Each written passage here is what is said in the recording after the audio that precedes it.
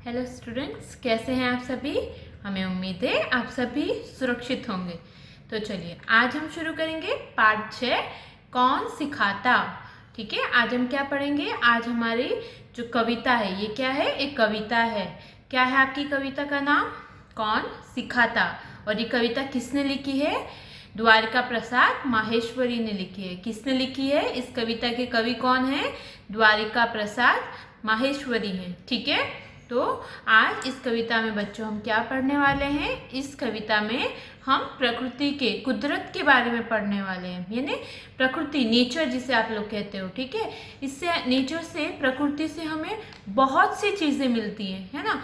ये पशु पक्षी, पेड़ पौधे, नदियाँ, तालाब, सब कुछ जो है वो कहाँ से आया है, ये सभी हमें प्रकृति, कुदरत से मिला है। ठीक है, तो कुदरत क्या करती है, हमें बहुत कुछ देती है। ठीक है, लेकिन बदले में हमसे वो कुछ भी नहीं मांगती है। ठीक है, तो इस कविता में आज हम यही पढ़ेंगे कि हमें कुदरत से क्या क्या मिलता है, कुदरत क्या हमें सिखाती है। ठीक है, तो चलिए हम लोग शुरू करते हैं।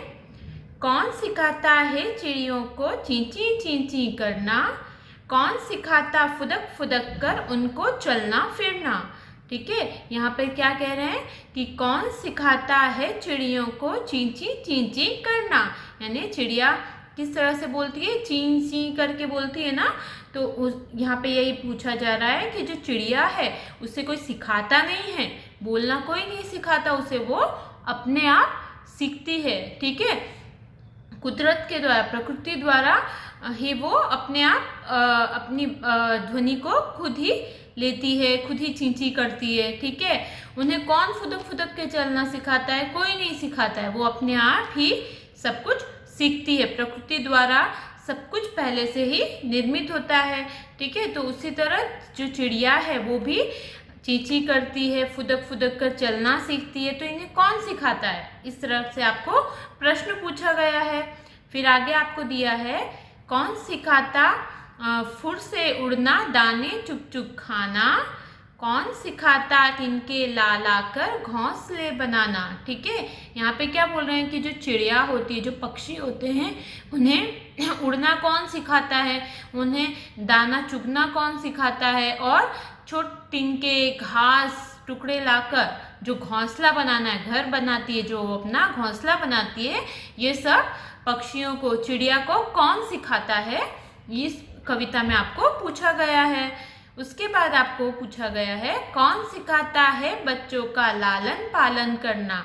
ठीक है, जो चिड़िया होते हैं उनके छोटे छोटे जो चूजे हम बोलते हैं, जिसको चिड़िया के जो बच्चे होते हैं, पक्षियों के जो बच्चे होते हैं, उन्हें कौन सिखाता है इन्हें पालना, है ना। वो सब अपने आप उनके अंदर ये सब चीज़ें आती हैं, उड़ना, है ना, दाने चुगना, घोंसला बनाना, अपने बच्चों को का लालन पालन करना। लालन पालन करना मतलब उन्हें पालना, है ना, प्यार से उनके साथ रहना। फिर माँ का प्यार दुलार चौकसी कौन सिखाता उनको। जैसे माँ, हमारे जो माता पिता होते हैं, ठीक है, वो किस तरह में प्यार करते हैं, उसी तरह जो पशु पक्षी होते हैं वो भी अपने बच्चों से उतना ही प्यार करते हैं।